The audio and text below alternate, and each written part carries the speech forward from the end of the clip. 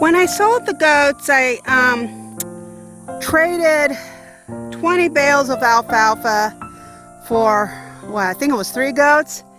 And over in the hay shed over there, we piled it all up. Well, I think the goslings have grown to the size they can't get in there anymore.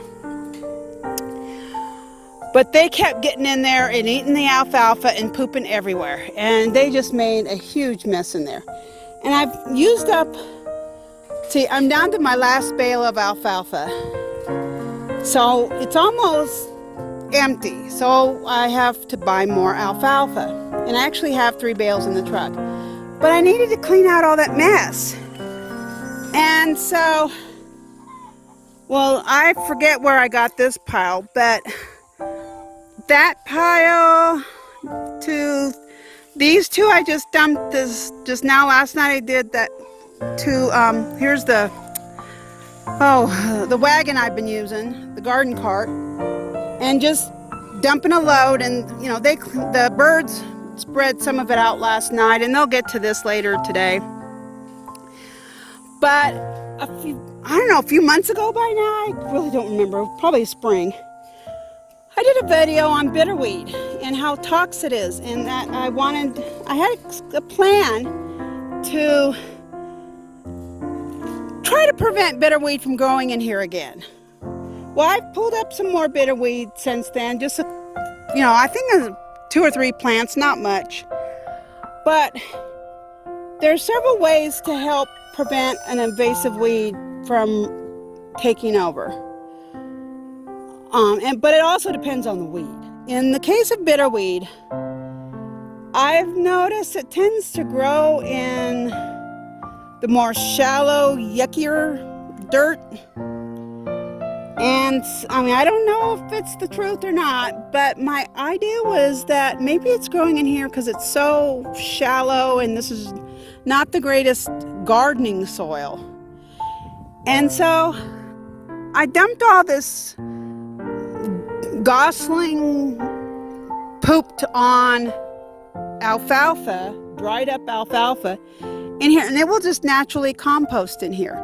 And the chickens come in here, and even when I let the goats out, they'll come in here. The ducks and geese have been in here. And it's kind of, parts of it's green because there's a sprinkler right here, and I occasionally have watered in here. That's why you can see some green over there because the sprinkler hits over there, and then it gets brown where the sprinkler doesn't hit. But I'm trying to, by doing this, I'm hoping to slightly improve the soil. And another step I intend to do, but not when it's so blatantly hot, more maybe in the fall or next spring, is to plant some crop or, some kind of grass or something that might spread and take over and help prevent the bitterweed from showing up.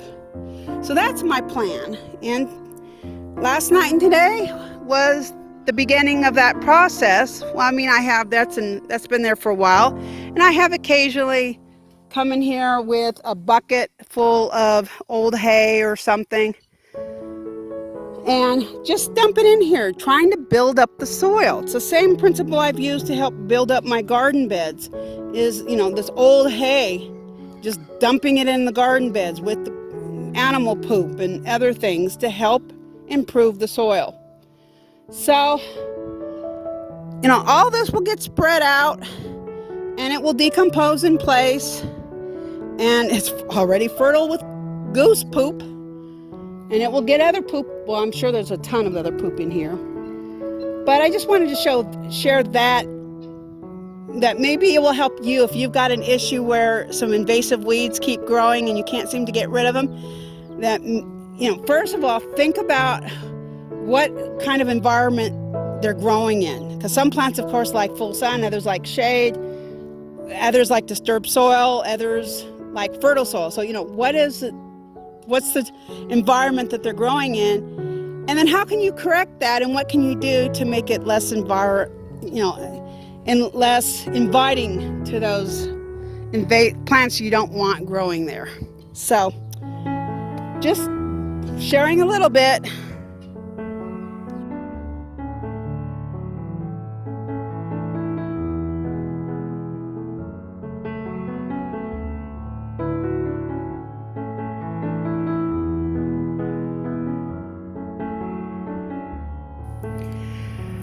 Well, I just finished cleaning out this hay box, and it's a box that was built for me many years ago. It's actually the second one I had built. And I can store like a bale and a half of alfalfa in here, and I had so much alfalfa, just the debris falling off the bales, that I actually had a heaping wagon full. I dumped a bunch over there for them, and so I split it up. And honestly, at milking time this morning, I only had, I guess I had 3 leaves. It was kind of short, not as much as I usually get them. They've got coastal hay over in their other feeder, so it's not like they were going to go starving, but they didn't have as much alfalfa as I normally feed them. But I knew I needed to clean this out. It was getting ridiculous how much alfalfa debris was in there, and I wanted to clean it out before putting another bale of alfalfa. And wherever you're cleaning, there's always a use for the material, whether it's composting or this is good stuff. This alfalfa is still good stuff that they can all eat. So today they're getting a little extra. That's more than, by the time they finish all this, that's more than a leaf that they would have gotten, because they were about 1 leaf short. And so this will be more than what they were short, but that's okay. And I'm just gonna leave the wagon in here, and then later on when they eat it all up, I'll just haul the wagon out and refill the hay box for tomorrow. So they're all enjoying their alfalfa. I have a feeling it will take them a while because they didn't even finish the alfalfa in their hay feeders. I mean, they ate most of it, but there's a little teeny bit left, so they were full. So this is just extra because I brought it in. And here's Sarah. Yes, there's Sarah. She's a happy dog. So earlier, before I did this job, I got some more. I finished the hay shed, cleaning that out, and so later today I've got hay in the truck that I bought the other day, and I'll put that, I can unload that. So right now I've just been, before it gets too hot, doing cleaning jobs, because it gets hot fast here in Texas. It was really nice when I came out at 6:30 this morning to let everybody out, but by 8:30 when I milked the goats, it was hot. It was getting hot already.